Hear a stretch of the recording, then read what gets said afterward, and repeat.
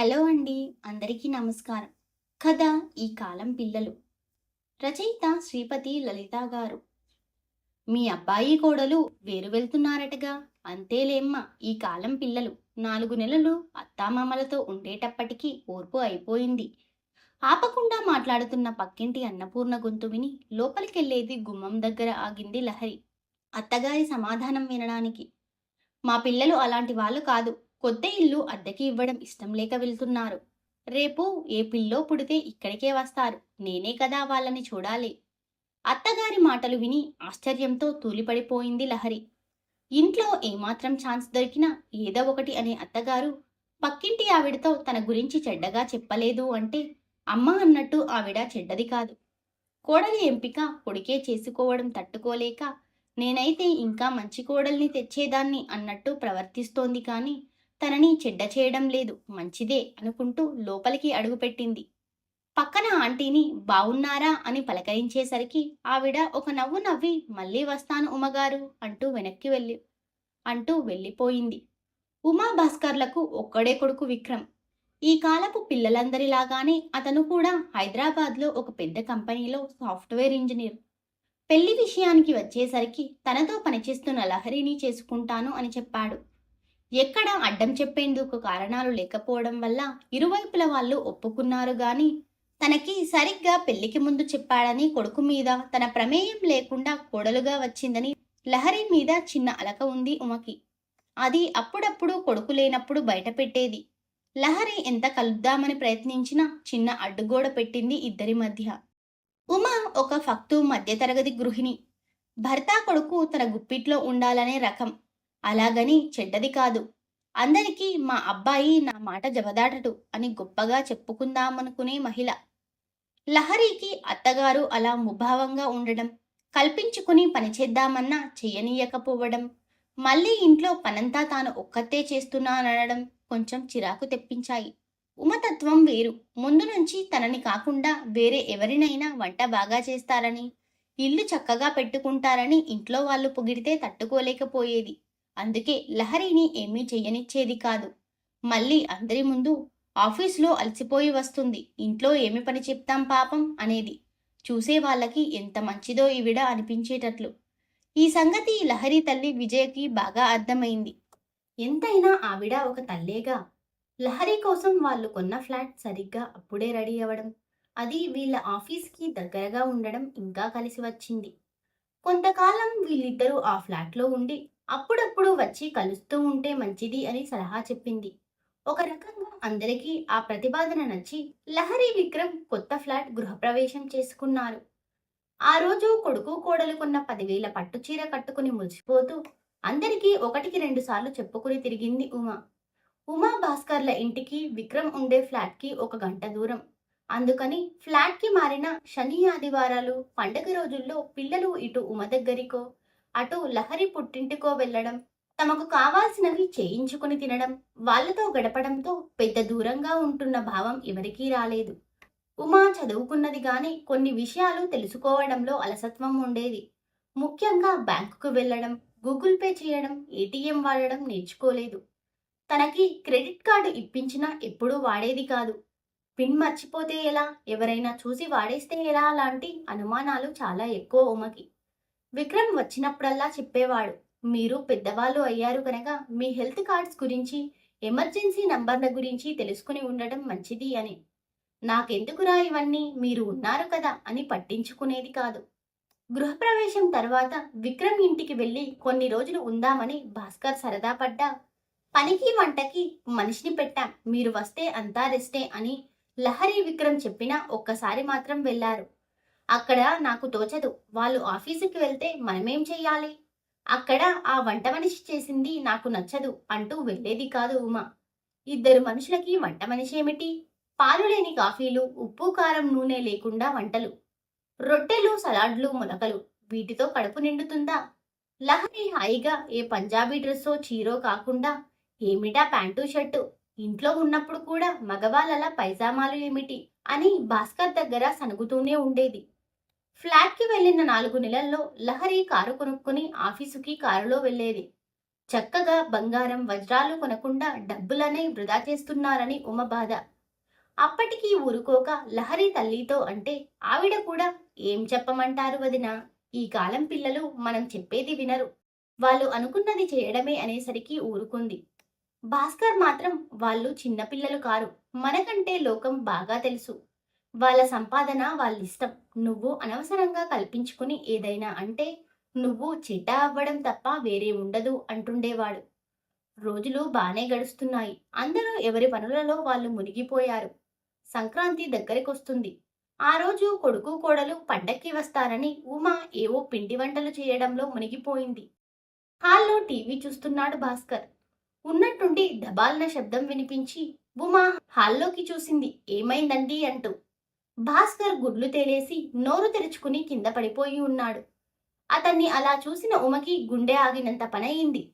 ఏమండి అంటూ కుదిపినా కదలికలేదు.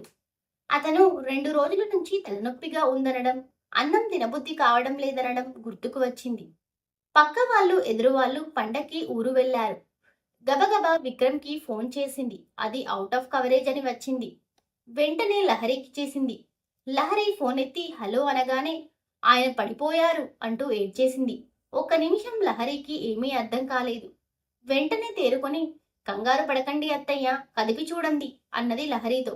లేదమ్మా, కదలడం లేదు, నాకు భయంగా ఉంది, ఏమి చెయ్యను, విక్రమ్ ఫోన్ కలవట్లేదు ఏడుస్తూనే అంది. అత్తయ్య, విక్రమ్ ఆఫీస్ పని మీద నిన్న బెంగళూరు వెళ్ళాడు, ఇప్పుడు వెనక్కి వస్తున్నాడు, నేను అంబులెన్స్కి ఫోన్ చేస్తాను, మీరు దగ్గరగా ఉన్న ఆస్పత్రికి తీసుకెళ్ళండి అంటూ ఆస్పత్రి పేరు చెప్పింది. నేను ఒక్కదాన్నే వెళ్ళలేను అంటున్న ఉమతో నేను మళ్ళీ ఫోన్ చేస్తాను, ఈలోగా మీకు మెడికల్ కార్డ్స్ ఎక్కడున్నాయో తెలిస్తే తీసి పెట్టుకోండి అని ఫోన్ పెట్టింది. అవసరం వస్తుంది అనుకున్నాడో ఏమో, ముందు రోజే భాస్కర్ కార్డు తీసి చూపించాడు. అవి తీసుకుని పొయ్యి ఆపి బ్యాగు కొంత డబ్బు తీసుకుని వచ్చేలోగా ఎవరో పిలిచారు. చూస్తే తన ఇంట్లో పనిచేస్తే లక్ష్మి భర్త రాజు. అతను ఆటో నడుపుతాడు. చిన్నమ్మ ఫోన్ చేశారు, సారుకి బాలేదట కదా అనేలోగా అంబులెన్స్ వచ్చింది. ఇంతలో రాజు ఫోన్ మోగడం, అమ్మా సరేనమ్మా అనడం చూసి లహరి ఫోన్ అనుకుంది ఉమ. యాంత్రికంగా భాస్కర్ని అంబులెన్స్లో ఎక్కించాక తను కూడా ఎక్కింది. రాజు ఇంటికి తాళం వేసి వెనక ఆటోలో వచ్చాడు. అంబులెన్స్లోనే వాళ్ళు వైద్యం మొదలెట్టారు. బీపీ చూడడం, ఆక్సిజన్ పెట్టడం లాంటివి చేస్తూ ఫోన్లో చెప్తున్నారు. ఆస్పత్రికి వెళ్లి అతన్ని దించడానికి మనుషులు రాగానే రాజు వాళ్ళకి ఏదో చెప్పాడు. వెంటనే ఒక డాక్టర్ పరిగెత్తుకు వచ్చి పరుగు పరుగున లోపలికి తీసుకెళ్లి వైద్యం మొదలుపెట్టారు. ఉమని బయట ఉండమన్నారు. సమయం ఎంత గడిచిందో తెలియదు గాని లహరి రావడం చూసి తను లేచి అమ్మా మామయ్య అంటూ లహరి చెయ్యి గట్టిగా పట్టుకుంది. ఏమీ కాదత్తయ్య, భయపడకండి, విక్రమ్ కూడా వస్తున్నాడు. ఇక్కడ చూస్తున్న పెద్ద డాక్టర్ గారు అబ్బాయి నా స్నేహితుడు, తను ఇప్పటికీ ఫోన్ చేసి ఆయనతో మాట్లాడాడు అంటుండగానే ఆ డాక్టర్ గారు బయటికి వచ్చారు. లహరి అనేసరికి అంకుల్ ఎలా ఉంది మామయ్యకి అడిగింది. బీపీ సడన్ గా ఎక్కువై మైల్డ్ స్ట్రోక్ వచ్చింది. అదృష్టం కొద్దీ మీరు వెంటనే వచ్చారు. నువ్వు ఫోన్లో చెప్పిన దానికి తగ్గట్టుగా నేను ఇంజెక్షన్ కూడా వెంటనే ఇప్పించాను. దానితో ఆయన అవయవాలకి ఇబ్బంది ఉండదు. కొంతకాలం మందులు, పూర్తి విశ్రాంతి కావాలి. ఇక్కడ 4 రోజులు ఉంచి పంపుతాం. ఇప్పుడు ఐసీయూకి పంపి రేపో ఎల్లుండో రూమ్కి మారుస్తాం. చెప్తుంటే పక్కన ఉమ కూడా వింటోంది. మా అత్తయ్య అని లహరి చెప్తే ఆయన ఉమని చూసి ఏమీ పర్వాలేదమ్మా, గండం గడిచింది, మీరు కంగారు పడి బీపీ పెంచుకోకండి, ఒకసారి చూశాక ఇంటికి వెళ్ళి రెస్ట్ తీసుకుని రేపు రండి అనునయంగా అంటే ఉమ కళ్ళనీళ్లతో నమస్కారం చేసింది. ఇంతలో విక్రమ్ కూడా వచ్చాడు. కొడుకుని చూసేసరికి దుఃఖం ఆపుకోలేకపోయింది ఉమ. విక్కీ అంటూ కొడుకుని పట్టుకుని ఏడ్చేసింది. ఏమీ భయం లేదమ్మా అంటూ తల్లిని ఓదార్చాడు గాని అతని కళ్ళల్లో కూడా నీళ్లు వచ్చాయి. లహరి ఓదార్పుగా అతని భుజం మీద చెయ్యి వేసింది.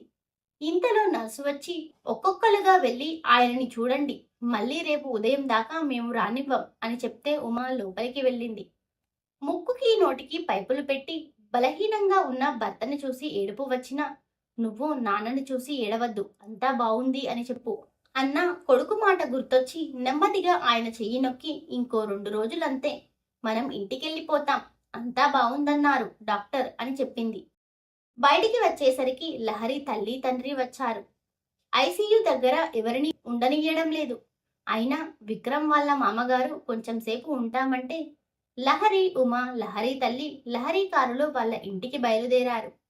ఇంటికి వెళ్ళేసరికి లహరి వాళ్ళ పనమ్మాయి స్వరూప ఇంట్లో ఉంది. వెళ్ళగానే వీళ్ళకి వేడిగా టీ పెట్టి ఇచ్చింది. గీజర్ వేశాను అంటే ఉమా, లహరి స్నానం చేసి వచ్చారు. వీళ్ళు వచ్చేసరికి డైనింగ్ టేబుల్ మీద పల్లాలు, గ్లాసులు అన్నీ అమర్చింది భోజనానికి. అన్నం, కూర, పచ్చడి, సాంబార్, పెరుగు పెట్టి వీళ్ళకి వడ్డిస్తాను అంటే లహరి, వెళ్ళిపో స్వరూప, రేపు త్వరగా వస్తే అత్తయ్య ఆసుపత్రికి వెళ్ళేలోగా టిఫిన్ తిని వెళ్తారు అంది. సరేనమ్మా, పెద్దసారి ఎలా ఉన్నారు అడిగింది స్వరూప. బావున్నారు, నువ్వు ఆటోలే వెళ్ళు, డబ్బులు ఉన్నాయా ఇవ్వనా అని లహరి అడిగితే వద్దమ్మా, ఉన్నాయి, అయినా ఫోన్ చేస్తే మా ఆయన 10 నిమిషాల్లో వస్తాడు అని వెళ్ళిపోయింది. మనం ఆసుపత్రిలో ఉన్నాం కదా, ఈ అమ్మాయి వంట ఎలా చేసింది అడిగింది ఉమ. ఒక తాళం చెవి ఆ అమ్మాయి దగ్గర ఉంటుంది, ఎప్పుడైనా ఇలా అవసరం పడితే తను వచ్చి అన్ని పనులు చేస్తుంది అన్న లహరితో పర్వాలేదా, ఇంట్లో డబ్బులు అవి ఉంటాయి అంది ఉమ. లేదత్తయ్యా, మేము క్యాష్ ఎక్కువ పెట్టం, అన్నీ ఫోన్పేలోనే, ఇంట్లో బంగారం ఉంచను, ఇంకేమి తీసుకుంటుంది, హాల్లోనూ మెయిన్ డోర్ దగ్గర కెమెరాలు ఉన్నాయి, అయినా వాళ్ళకి పనులు దొరకాలంటే నిజాయితీగా ఉండాలి అంది లహరి. విక్రమ్ నాన్న వచ్చి భోంచేస్తారు, మీరు మళ్ళీ పొద్దున్నే ఆసుపత్రికి వెళ్ళాలి, ఇప్పుడు పడుకోండి అని లహరి చెప్తే రూంలోకి వచ్చి పడుకున్న ఉమ మనసులో రకరకాల ఆలోచనలు మెదిలాయి. తను వీళ్ళని ఈ కాలం పిల్లలు బాధ్యత తెలీదు, డబ్బు జాగ్రత్త లేదు అనుకుంది కానీ ఇవాళ లహరి ఎంత త్వరగా అన్ని జాగ్రత్తలు తీసుకుని భాస్కర్ని ఆసుపత్రిలో చేర్చింది. అందుకే అతను బతికి బయటపడ్డాడు. ఇప్పుడు ఇంటికి వచ్చి వంట చేయాలంటే ఎవరికైనా ఇబ్బంది. వీళ్ళు జీతం ఎక్కువ ఇవ్వబట్టే కదా ఆ స్వరూప ఇంత రాత్రి వచ్చి వేడిగా అన్నీ చేసింది. తన ఇంట్లో ఇన్ని రోజుల నుంచి చేస్తున్న లక్ష్మికి తను అలా తాళం ఇవ్వగలదా? ఎందుకంటే తనకి మనుషుల మీద నమ్మకం తక్కువ. లహరి అన్నట్టు ఇంట్లో డబ్బు బంగారం లేకపోతే పోయేందుకు ఏముంటాయి? భాస్కర్ ఎన్నిసార్లు చెప్పినా లక్ష్మితో ఎప్పుడూ విసుగ్గా మాట్లాడడం తప్ప సవ్యంగా మాట్లాడలేదు. పని వాళ్ళకి అలసు ఇవ్వకూడదు అని. భాస్కర్ చిన్న చిన్న సాయాలు చేయబట్టి, లహరి వాళ్లతో చక్కగా మాట్లాడబట్టి ఇవాళ ఒక్క ఫోన్ చేయగానే రాజు పరిగెట్టుకు వచ్చాడు. లక్ష్మి లహరికి ఫోన్ చేసి భాస్కర్ ఆరోగ్యం ఎలా ఉందో కనుక్కుంది. లహరికి కారు ఉండబట్టే కదా త్వరగా అన్ని పనులు పూర్తవుతున్నాయి. అదే తను చెప్పినట్టు బంగారం, వజ్రాలు కొంటే ఏం లాభం, లాకర్లో పెట్టడం తప్ప. భాస్కర్ అన్నట్టు ఈ కాలం పిల్లలకి తమకంటే ఎక్కువే తెలుసు. వాళ్ళ సంపాదనను ఎలా సుఖంగా ఉంటాము అని చూసుకుని ఖర్చు పెడుతున్నారు. తమ కాలంలో పరిస్థితులు వేరు, ఇప్పుడు వేరు. మేము ఉన్నట్టు మీరు ఉండండి అనడం, వాళ్ళకి అభిమానాలు లేవు, బాధ్యతలు లేవు అనడం ఎంత తప్పు. ఇవాళ లహరి చేసినంత పద్ధతిగా, బాధ్యతగా తను చెయ్యగలదా? ఊరికే పిల్లలు చేసే ప్రతి పనిని విమర్శించే కన్నా ఈ వయసులో వాళ్ళు చెప్పినట్టు వినడం మంచిది అనుకుంటూ నిద్రకి ఉపక్రమించింది. ఈ కథ ఎలా ఉందో కమెంట్ బాక్స్లో కమెంట్ చేయండి ఫ్రెండ్స్. అలాగే మరిన్ని కథల కోసం మా ఛానల్ని సబ్స్క్రైబ్ చేసుకోండి. Thank you for watching.